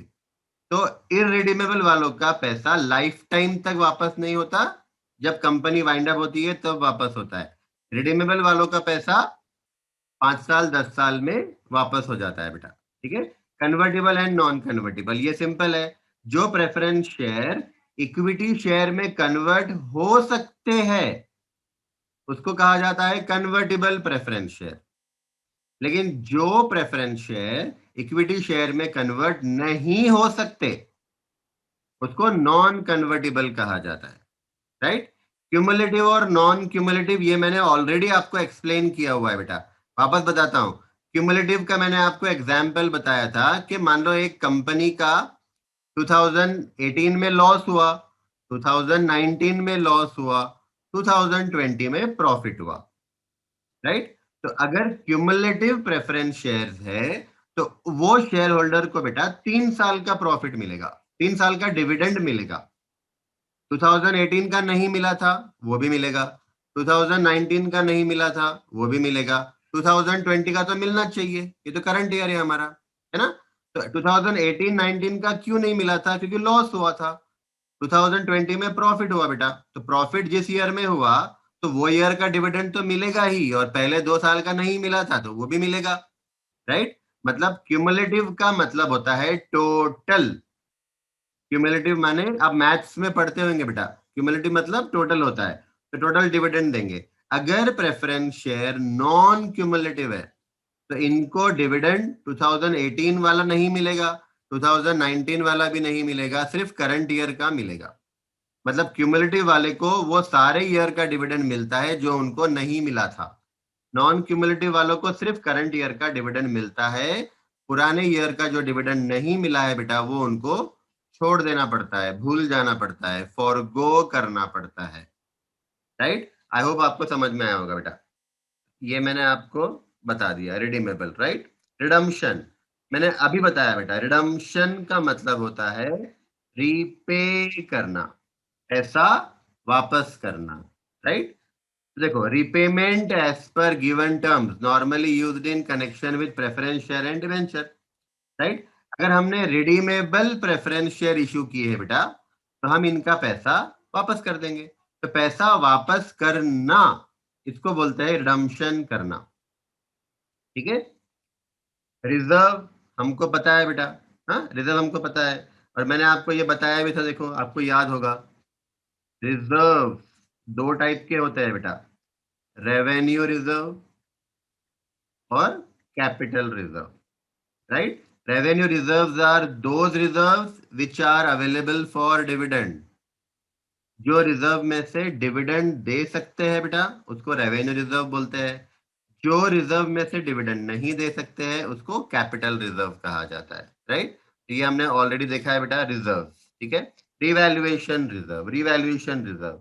अब आप सबको याद होगा बेटा हमने डेप्रिसिएशन टॉपिक के अंदर रिवैल्यूएशन वाला कंसेप्ट देखा था, है ना? जब असेट की वैल्यू बढ़ती है तो हम बोलते हैं रिवैल्यूएशन प्रॉफिट हुआ। असेट की वैल्यू कम होती है तो रिवैल्यूएशन लॉस बोलते हैं बेटा। आपको याद होगा मैंने बताया था जब असेट की वैल्यू बढ़ती है तो वो प्रॉफिट रिवैल्यूएशन रिजर्व को जाता है, राइट? और जब असेट की वैल्यू कम होती है बेटा तो वो loss profit and loss account को डेबिट होता है। अब आपका बुक खोल के देख लेना, राइट? तो रिवैल्यूएशन रिजर्व कब क्रिएट होता है? जब असेट की मार्केट वैल्यू बढ़ती है। मार्केट वैल्यू बढ़ने से जो प्रॉफिट होता है बेटा वो प्रॉफिट जाता है रिवैल्यूएशन रिजर्व को, ठीक है। अगर मैं आपको एंट्री बताऊं तो मान लो कि मेरा प्लांट का वैल्यू 5 लाख से बढ़ गया। प्लांट का वैल्यू 5 लाख से बढ़ गया। Plant account debit to revaluation reserve account 5 lakh. तो ये रिवैल्यूएशन रिजर्व हमने क्रिएट किया, हाँ क्रिएट किया बेटा। नेक्स्ट रेसिडुअल वैल्यू, सिंपल है बेटा। डेप्रिसिएशन टॉपिक में हमने देखा था स्क्रैप वैल्यू को रेसिडुअल वैल्यू कहा जाता है, राइट? यानी अगर कोई मेरे पास प्लांट है, मशीनरी है बेटा, उसकी लाइफ खत्म होने के बाद हम उसको सेल कर देंगे मार्केट में, है ना? तो जिस प्राइस पे हम सेल करेंगे बेटा उसको रेसिडुअल वैल्यू, स्क्रैप वैल्यू कहा जाता है। हिंदी में, है ना, लोकल लैंग्वेज में, है ना, इसको भंगार भी कहा जाता है। भंगार, है ना, भंगार, राइट? स्क्रैप वैल्यू, भंगार वैल्यू, ठीक है। ये ऑलरेडी हमने किया है बेटा। रेवेन्यू और इनकम, हाँ रेवेन्यू और इनकम सिंपल है बेटा। जब हम कोई गुड्स सेल करते हैं या कोई सर्विस रेंडर करते हैं, जब हम गुड्स सेल करते हैं बेटा या कोई सर्विस रेंडर करते हैं, मैंने आपको बताया था बेटा दुनिया में जितने भी बिजनेस है वो दो में से कोई एक काम करते हैं। या तो वो गुड्स बना के बेचते हैं, राइट, मतलब गुड्स में काम करते हैं, या तो वो सर्विस में काम करते हैं। हमारा कोचिंग क्लास जो है बेटा वो सर्विस वाला है। डॉक्टर सर्विस वाला है। सीए बन जाओगे आप तो आप सर्विस दोगे, राइट? तो जो गुड सेल करता है तो गुड सेल करने पे जो पैसा उसको मिलता है वो रेवेन्यू है, राइट? या सर्विस दे रहे हैं बेटा हम लोग, तो सर्विस दे रहे हैं तो हमको जो स्टूडेंट से फीस मिलती है वो रेवेन्यू है हमारा, ठीक है। आज रेवेन्यू रिजर्व, अब ये रिपीट क्यों हुआ? अच्छा, रेवेन्यू रिजर्व है बेटा, राइट। देखो मैंने आपको बताया था, थोड़ा रिपीटेशन हो रहा है बेटा लेकिन चलेगा, पर आपको ये याद रहेगा, है ना। रिजर्व दो टाइप के मैंने आपको बताया था, revenue reserve, capital reserve. Revenue reserve वो रिजर्व है बेटा जिसमें से डिविडेंड दे सकते हैं, और कैपिटल रिजर्व वो रिजर्व है जिसमें से डिविडेंड नहीं दिया जा सकता, ठीक है। अब इनका डेफिनेशन पढ़ो बेटा, आपको हंसी आएंगी। क्या लिखा है देखो इन्होंने, any reserve other than capital reserve, मतलब कैपिटल रिजर्व को छोड़कर सारे रिजर्व रेवेन्यू रिजर्व है, राइट। ये तो ऐसा हो गया, आपको अगर बॉयज को डिफाइन करना है, राइट, तो क्या बोल रहे हैं, सारे गर्ल्स को छोड़कर जो बचेगा वो सारा बॉयज है ना। ये ऐसा हो गया बेटा, ठीक है। तो चलो इन्होंने ऐसे लिखा है पर आप समझ लो बेटा, रेवेन्यू रिजर्व वो रिजर्व है जिसमें से हम डिविडेंड दे सकते हैं, ठीक है। चल आ जाओ, राइट इश्यू। अब सिंपल है बेटा, राइट शेयर, राइट शेयर का मतलब क्या होता है, मैं लिखा रहा हूं वो लिख लो बेटा। राइट शेयर का मतलब होता है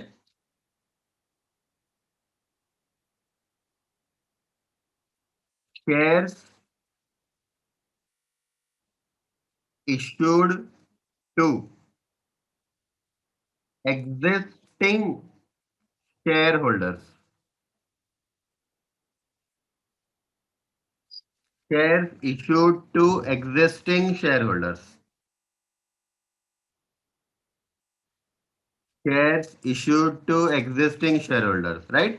हमारे एग्जिस्टिंग शेयर होल्डर को अगर हम शेयर इश्यू करते हैं तो उसको राइट शेयर कहा जाता है बेटा, सिंपल है ना। Next, sales.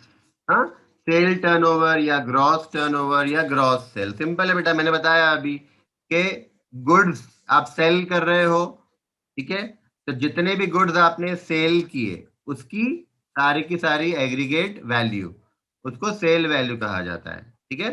अगर आप कोई सर्विस दे रहा है तो सर्विस देने पर उसको पैसे मिलते हैं बेटा, रिसिप्ट होती है, वो भी सेल्स में गिना जाता है।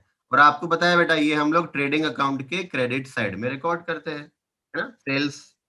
सिक्योर्ड लोन, अब बहुत सिंपल है बेटा। सिक्योर्ड लोन यानी क्या, हमने लोन लिया असेट से, हमने बैंक से लोन लिया असेट गिरवी रखकर, सिक्योर्ड। सिक्योर्ड का मतलब मॉर्गेज, है ना, कितनी बार आया देखो मॉर्गेज। हमने कोई एसेट गिरवी रखकर लोन लिया, उस लोन को कहा जाता है सिक्योर्ड लोन। सिक्योर्ड लोन, गिरवी रखकर लोन लेना, राइट। शेयर कैपिटल आपको मालूम बेटा, जब कोई भी कंपनी शेयर इश्यू करती है ना पब्लिक को, राइट, तो जो पैसा उनको मिलता है पब्लिक से, जो पैसा उनको मिलता है वो उनका शेयर कैपिटल होता है बेटा। और मैंने आपको अभी तक शेयर कैपिटल कौन से बताए, ऑथराइज्ड बताया बेटा, है ना। ऑथराइज शेयर कैपिटल मतलब मैक्सिमम इतने शेयर हम इशू कर सकते हैं। फिर उसमें से जो शेयर हम इशू करते हैं उसको इश्यूड शेयर कैपिटल कहा जाता है, ठीक है। और इश्यूड में से फिर हम क्या करते हैं बेटा, शेयर होल्डर से पैसा मंगवाते हैं, तो उसको कहा जाता है कॉल्ड अप शेयर कैपिटल। और एक एक टाइप का शेयर कैपिटल होता है, वो हम लोग आगे देखेंगे। सब्सक्राइब्ड होता है वो आगे देखेंगे बेटा। शेयर डिस्काउंट, राइट, बहुत सिंपल है बेटा। समझो हमारे शेयर का फेस वैल्यू 10 रुपए है, राइट, हमारे शेयर का फेस वैल्यू है 10 रुपए, लेकिन हमने ये शेयर को इश्यू किया है 8 रुपए पे, यानी मेरे शेयर की वैल्यू है 10, लेकिन मैंने इश्यू किया, इश्यू करना मतलब बेचना, मैंने मेरे शेयर पब्लिक को या एग्जिस्टिंग शेयर होल्डर को इश्यू किया 8 रुपए से, तो फेस वैल्यू से कम प्राइस पे इश्यू किया ना बेटा, तो इसका मतलब मेरा 2 रुपए का डिस्काउंट है। मैंने शेयर को डिस्काउंट पे इश्यू किया, ये माना जाता है, शेयर को डिस्काउंट पे इश्यू किया, राइट। इसी इसी एग्जाम्पल में बेटा, मान लो मेरा फेस वैल्यू 10 रुपए है और मैं अगर शेयर इशू करता हूं 14 रुपए से, मतलब फेस वैल्यू से ज्यादा पे इशू करता हूं, तो ये जो 4 रुपए है बेटा एक्स्ट्रा माइनस करके, इसको बोलते हैं बेटा प्रीमियम। प्रीमियम यानी जब भी हम कोई शेयर फेस वैल्यू से कम प्राइस पे इशू करते हैं तो हमारा लॉस होता है बेटा, उसको डिस्काउंट कहा जाता है, शेयर डिस्काउंट, राइट। और अगर हम फेस वैल्यू से ज्यादा प्राइस पे इशू करेंगे उसको बोलेंगे प्रीमियम, ठीक है, प्रीमियम। ये आगे आएगा बेटा, मैं आपको पहले बता रहा हूँ। हाँ, आ जाओ, share holders equity. Share holders equity, right, तो ये ऑलरेडी अपना हुआ है बेटा। देखो नेट एसेट देखा था ना हमने, नेट एसेट, नेट वर्थ, मैंने आपको बताया था बेटा, सारे एसेट्स में से लाइबिलिटी माइनस करने के बाद नेट एसेट मिलता है ना हमको, देखो यहाँ पे दिया हुआ है, राइट, तो उसी को शेयर होल्डर्स इक्विटी कहा जाता है बेटा, ये ऑलरेडी हमारा हुआ है, ठीक है। Share issue expenses, share issue expenses, right. जब हम शेयर इशू करते हैं ना बेटा, तो शेयर इशू करने के टाइम पर जो खर्चा होता है, राइट, वो सारा खर्चा शेयर इशू एक्सपेंसेस माना जाता है। हाँ, इसमें लीगल खर्चे होते हैं बेटा, कंप्लायंस के लॉज हमको फुलफिल करने पड़ते हैं, कंपनी के जो लॉज है, कंपनीज एक्ट 2013 के जो प्रोविजन है बेटा, वो हमको फुलफिल करना होता है ना। प्रोफेशनल फीस होती है, राइट, प्रोफेशनल फीस होती है। हम बैंक के साथ कॉन्ट्रैक्ट करते हैं कि भाई जो पैसा आएगा हम आपके अकाउंट में रखेंगे, ठीक है। या कोई सीए की हेल्प लेते हैं बेटा हम लोग शेयर इशू करने के लिए, तो उसको फीस देना होता है। शेयर इशू जब करते हैं तो हमको एडवर्टीजमेंट करना होता है, मार्केटिंग करना होता है, पब्लिक को बताना होता है कि हम हमारे शेयर इशू कर रहे हैं, ठीक है। फिर हम लोग प्रोस्पेक्टस छपवाते हैं बेटा, तो प्रिंटिंग कॉस्ट आता है। अंडर राइटर को कमीशन देते हैं। अंडर राइटर कौन होता है बेटा? अंडर राइटर वो पर्सन है जो गारंटी लेता है कि वो हमारे शेयर इशू करके देगा। Underwriter is a person who takes guarantee, right? तो अंडर राइटर वो पर्सन है बेटा जो हमारे शेयर इश्यू करवाने की गारंटी लेता है, तो उसको हमको कमीशन देना पड़ता है, ब्रोकरेज देना पड़ता है, राइट? ये सारे खर्चे को हम बोलते हैं शेयर इश्यू एक्सपेंसेस, ठीक है? अब शेयर वारंट। शेयर वारंट क्या है बेटा? शेयर वारंट एक ऑप्शन है। हाँ, अब ये आपको कुछ भी काम में नहीं आएंगे बेटा। फाउंडेशन के अंदर इन्होंने क्यों दिया है इनको खुद को पता नहीं है। शेयर वारंट, शेयर वारंट ये ऑप्शन है बेटा जो शेयर होल्डर्स को दिया जाता है, और ये शेयर वारंट से इनको राइट मिलता है शेयर खरीदने का।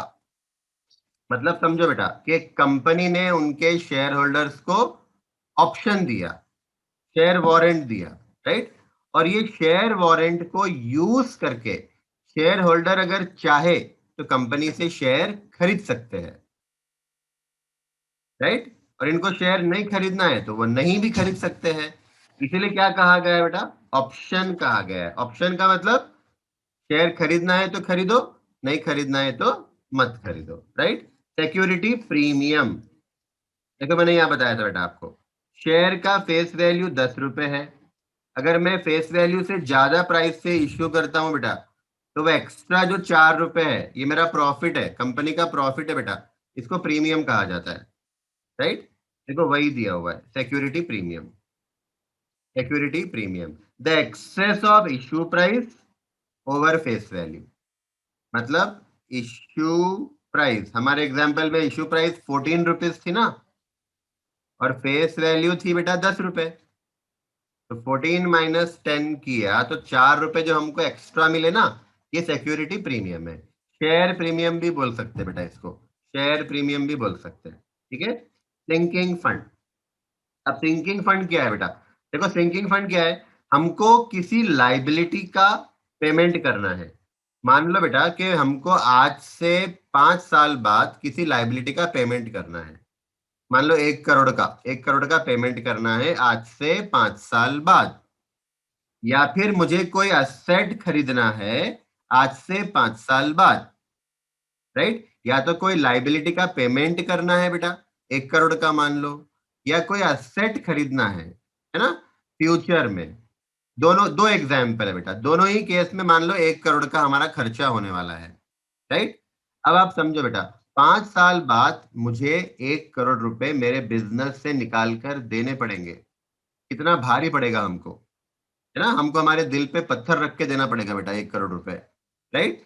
तो इसके लिए हम लोग क्या करते हैं बेटा, भारी न पड़े इसके लिए क्या करते हैं, एवरी ईयर, एवरी ईयर कुछ पैसा साइड में रखते हैं, जमा करते हैं बेटा।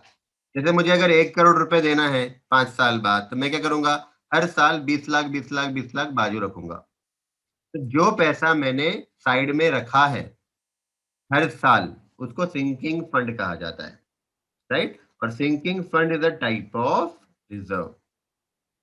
सिंकिंग फंड बेटा एक टाइप का रिजर्व है। ये रिजर्व हम क्यों क्रिएट करते हैं, ताकि इस ये पैसे को यूज करके फ्यूचर में किसी लाइबिलिटी का पेमेंट किया जा सके या असेट खरीदा जा सके, ठीक है बेटा? स्ट्रेट लाइन मेथड आपको मालूम बेटा, डेप्रिसिएशन का ये मेथड है ना? और ये मेथड जब हम यूज करते हैं तो डेप्रिसिएशन एवरी ईयर सेम आता है बेटा, ठीक है? ये हमने किया है। सब्सक्राइब शेयर कैपिटल, मैंने बोला था ना शेयर कैपिटल का और एक एक टाइप है, सब्सक्राइब शेयर कैपिटल। तो ये समझना बेटा, देखो जो हमारा शेयर कैपिटल है बेटा, तो मैंने एग्जाम्पल लिया था कि हमारा ऑथराइज्ड शेयर कैपिटल 10 लाख है, मतलब मैक्सिमम इतने ही शेयर हम इशू कर सकते हैं। हमने उसमें से 8 लाख रुपए के शेयर इशू किए, 8 लाख रुपए के शेयर इशू किए। आपने न्यूज़पेपर में ऐड दिया, है ना, टीवी में ऐड दिया क्या कि हमारे 8 लाख रुपए के शेयर इशू होने वाले हैं, आपको खरीदना है तो अप्लाई करो, राइट? तो होता क्या है बेटा, जब हम शेयर इशू करना चाहते हैं ना, तो पब्लिक एप्लीकेशन देती है, जिनको शेयर खरीदना होता है ना हमसे, वो एप्लीकेशन देते हैं बेटा, ठीक है? तो कभी कभी ऐसे होता है कि आपको अगर 8 लाख शेयर इशू करना है ना, तो एप्लीकेशन आ जाते हैं 12 लाख के। कभी कभी ऐसे होता है कि आपको 8 लाख शेयर इशू करना है तो एप्लीकेशन 6 लाख के ही आते हैं, है ना। तो जो एप्लीकेशन हमको आए बेटा शेयर खरीदने के लिए, वो सारे एप्लीकेशन को कहा जाता है subscribed share capital. Subscribed share capital कहा जाता है बेटा। ठीक है, आ जाओ। Substance over form. हाँ, सब्सटेंस ओवर फॉर्म ये समझना बेटा। अब सब्सटेंस ओवर फॉर्म का मतलब क्या होता है? हाँ, फॉर्म, फॉर्म का मतलब होता है बेटा लॉज, राइट, या लीगली। हाँ, इसको हम फॉर्म बोलते हैं। ठीक है, और सब्सटेंस का मतलब होता है सिचुएशन के हिसाब से। सिचुएशन के हिसाब से सब्सटेंस ओवर फॉर्म। हाँ, तो सब्सटेंस ओवर फॉर्म का मतलब क्या होता है समझना। ओवर का मतलब क्या? ओवर का मतलब ऊपर। ओवर का मतलब ऊपर। मतलब क्या बेटा कि सब्सटेंस ऊपर रहेगा और फॉर्म नीचे रहेगा। इसका मतलब ये बेटा कि जब भी सब्सटेंस और फॉर्म में झगड़ा होता है ना, तो हमेशा सब्सटेंस जीतता है, राइट। तो जब भी सब्सटेंस और फॉर्म में झगड़ा हो रहा है, झगड़ा मतलब डिसएग्रीमेंट हो रहा है, फॉर्म बोल रहा है नहीं ऐसे करो, सब्सटेंस बोल रहा है नहीं ऐसे करो, राइट। तो जब दोनों में डिसएग्रीमेंट हो रहा है, दोनों में क्लैश हो रहा है, तो हमेशा कौन जीतता है बेटा? सब्सटेंस। हाँ, इसलिए क्या कहा गया है? Substance over form. अब ये इतना सिंपल नहीं है बेटा, ये इतना सिंपल नहीं है। हाँ, थोड़ा सा आपको समझना पड़ेगा। मैं एक छोटा एग्जांपल देता हूँ। लीज वाले केस में क्या होता है बेटा? लीज वाले केस में हमने लीज देखा था ना, रेंट पे असेट खरीदना, है ना। तो बेटा लीज वाले केस में क्या होता है कि जो लेसर होता है, मैंने बताया था ना, लेसर असेट का ओनर होता है, राइट। और लेसी, लेसी जो असेट को यूज कर रहा है बेटा, जिसने असेट लीज पे लिया है, जिसने असेट लीज पे रेंट पे लिया है, उसको लेसी कहा जाता है।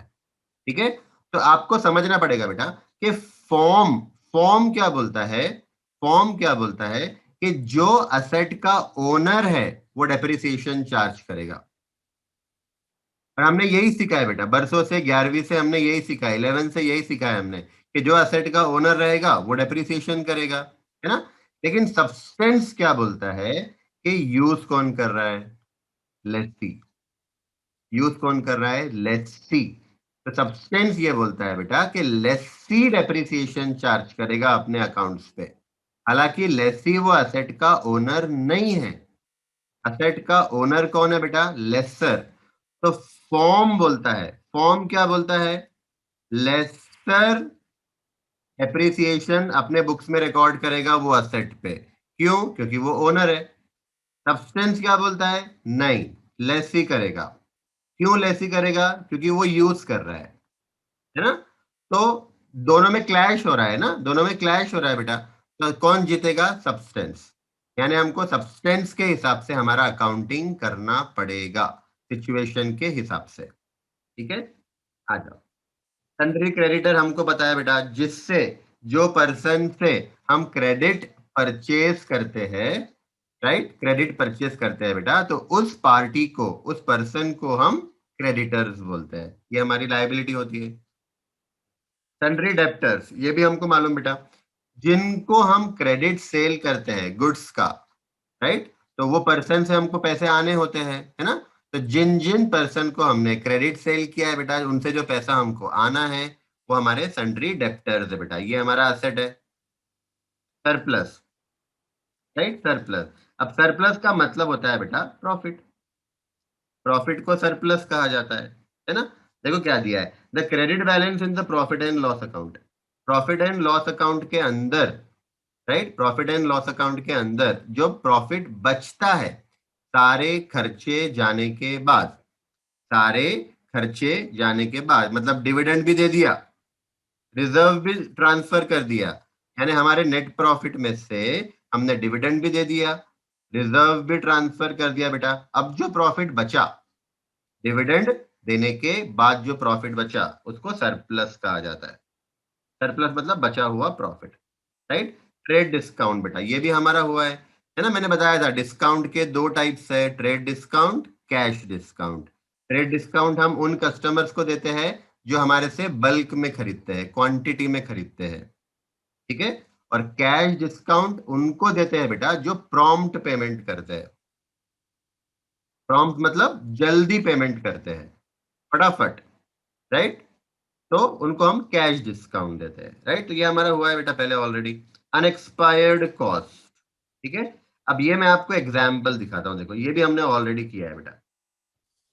इन्होंने क्या करना था बेटा, जब ये चैप्टर बनाया ना तो रिलेटेड जो भी टर्म्स है ना उसको एक साथ दिखाना था। जैसे कैपिटल हो गया तो authorise capital, issued capital, subscribe capital, paid up capital, एक साथ दिखाओ ना। इन्होंने अल्फाबेटिकल किया और काम बढ़ा दिया। कहाँ गया, रुको। हाँ, ये देखना बेटा, एक्सपायर्ड कॉस्ट मैंने आपको बताया था, है ना। मैंने आपको एग्जाम्पल बताया था बेटा कि अगर मान लो कि मैंने 1,20,000 का इंश्योरेंस प्रीमियम दिया, ठीक है, और मेरा ईयर एंड हो रहा है 31 दिसंबर को। मैंने इंश्योरेंस करवाया था बेटा 30 जून ऑफ करंट ईयर। तो इंश्योरेंस 1 साल का होता है, तो 30 जून ऑफ करंट ईयर से 30 जून ऑफ नेक्स्ट ईयर तक हमारा इंश्योरेंस वैलिड रहेगा, राइट। तो ये 12 महीने जो हमारा इंश्योरेंस का पीरियड है बेटा, ये 12 महीने से 6 महीने, 12 महीने में से 6 महीने हमारे करंट ईयर में आ रहा है, राइट। और ये 12 महीने में से बेटा बाकी के 6 महीने हमारे नेक्स्ट ईयर में आ रहे हैं, नेक्स्ट ईयर में आ रहा है बेटा, राइट। तो जो इंश्योरेंस मैंने 12 महीने का दिया 1,20,000, उसमें से 6 महीने का बेटा 60,000 होता है ना। 6 महीने का 60,000 होता है, और बाकी के 6 महीने का भी 60,000 होगा। ये जो 60,000 है जो हमारे करंट ईयर के मंथ्स का है। हमारे करंट ईयर में 6 महीने आ रहे हैं ना बेटा, तो करंट ईयर में जो 6 महीने आ रहे हैं वो 6 महीने का जो अमाउंट है 60,000, उसको बोलते हैं एक्सपायर्ड कॉस्ट। यानी जो खर्चा हो चुका है, जो खर्चा हो चुका है, जिसका बेनिफिट हमको मिल चुका है। और ये जो 6 महीने है बेटा, ये जो 6 महीने है जो नेक्स्ट ईयर आ रहा है, इसका जो 60,000 है, इसको कहा जाता है अनएक्सपायर्ड कॉस्ट। अनएक्सपायर्ड कॉस्ट का मतलब इसका बेनिफिट हमको अभी तक मिला नहीं, इसका बेनिफिट हमको अभी तक नहीं मिला। एक्सपायर्ड कॉस्ट मतलब वो खर्चे का बेनिफिट हमको मिल गया, मतलब जो करंट ईयर में मंथ्स आए, जो मंथ्स नेक्स्ट ईयर जा रहे हैं बेटा उसका हमको बेनिफिट मिला ही नहीं। क्यों नहीं मिला, अभी नेक्स्ट ईयर आया ही नहीं, जब नेक्स्ट ईयर आएगा तब उसका बेनिफिट मिलेगा, राइट। तो ये अनएक्सपायर्ड है बेटा, ठीक है। ये, हाँ देखो, that portion of the expenditure whose benefit has not yet been exhausted। मतलब 31 दिसंबर को मेरा ईयर एंड हुआ, राइट। और मेरा इंश्योरेंस कब तक चल रहा है बेटा, मेरा इंश्योरेंस कब तक चल रहा है, 30 जून तक चल रहा है। तो ये मेरा नेक्स्ट ईयर का पार्ट है ना। तो ये जो 6 महीने है बेटा, जो नेक्स्ट ईयर का पार्ट है, वो खर्चे को हम बोलते हैं अनएक्सपायर्ड कॉस्ट। अगर मैं आपको बहुत सिंपल लैंग्वेज में बताऊं ना बेटा, इसी को प्रीपेड एक्सपेंसेस कहा जाता है। कैसा लगा बोलो। एक्सपायर्ड कॉस्ट मतलब प्रीपेड एक्सपेंसेस, राइट। उसके बाद देखना बेटा, unissued share capital. Unissued share capital, आपको वो शेयर कैपिटल का एग्जाम्पल याद रखना है बेटा। मेरा ऑथराइज कैपिटल 10 लाख था, इश्यूड कैपिटल 8 लाख था, है ना। Authorise capital 10 lakh, issued capital 8 lakh, right. तो मैंने कितना कैपिटल इश्यू नहीं किया बेटा, 2 लाख। 2 लाख का, 10 लाख का ऑथराइज्ड है, उसमें से इशू किया 8 लाख। कितना इशू नहीं किया, 2 लाख। तो वो 2 लाख को हम बोलते हैं बेटा अनइश्यूड शेयर कैपिटल, राइट। एक बार पढ़ना, the portion of the authorise share capital for which share have not been offered. Not been offered मतलब नॉट बीन इश्यूड। तो ऑथराइज में से वो शेयर जो हमने इशू नहीं किए हैं उसको कहा जाता है unissued share capital, right. Unpaid dividend, unpaid dividend नाम से मालूम पड़ रहा है बेटा, डिविडेंड डिक्लेयर तो कर दिया, मतलब हमारी कंपनी ने डिविडेंड डिक्लेयर कर दिया, dividend has been declared but has not been paid. Declare तो कर दिया बेटा पर पे नहीं किया। चलो ठीक है बेटा। तो अनपेड डिविडेंड, हाँ तो कंपनी ने डिविडेंड डिक्लेयर तो कर दिया। देखो डिविडेंड डिक्लेयर करना पड़ता है जनरल मीटिंग के अंदर। तो कंपनी ने डिविडेंड डिक्लेयर तो कर दिया लेकिन पे नहीं किया, राइट। यूजफुल लाइफ, ये हमको मालूम बेटा, जब हम असेट का डेप्रिसिएशन करते हैं तो हमको असेट की कॉस्ट यूज करना पड़ता है, स्क्रैप वैल्यू यूज करना पड़ता है, यूजफुल लाइफ यूज करना पड़ता है, ठीक है। तब जाके हम डेप्रिसिएशन कैलकुलेट कर सकते हैं। और मैंने आपको बताया था बेटा, जो यूजफुल लाइफ होती है वो इन ईयर्स भी हो सकती है। जैसे मेरे असेट की लाइफ 10 साल है, 15 साल है, राइट। इन यूनिट्स भी हो सकता है। आपको याद होगा हमने प्रोडक्शन यूनिट मेथड देखा था, उसमें हम असेट की लाइफ को यूनिट्स में बताते थे। 1 लाख यूनिट, 1.5 लाख यूनिट, है ना। असेट की लाइफ इन आवर्स में भी हो सकती है। हमने मेथड देखा था बेटा, मशीन आवर मेथड डेप्रिसिएशन के अंदर, उसमें लाइफ होती थी नंबर ऑफ मशीन आवर्स, ठीक है। तो यूजफुल लाइफ असेट की लाइफ होती है, ये ईयर्स में भी हो सकती है बेटा, यूनिट्स में भी हो सकती है, आवर्स में भी हो सकती है। डन। तो ये हमारा ग्लॉसरी वाला पार्ट खत्म हुआ है बेटा, राइट। मैं आपको एक बार रेकमेंड करूंगा कि आपने एक बार 2 बार अच्छे से ये रीड करना है बेटा, बहुत अच्छे से 1 बार 2 बार इसको रीड करना, क्योंकि ये अकाउंट्स के वर्ड्स है बेटा, ABCD है ये आपको अच्छे से अगर समझ में आएगा तो आगे के कंसेप्ट भी आपको बहुत अच्छे से समझ में आएंगे, ठीक है। तो आप लोग इसको रीड करो।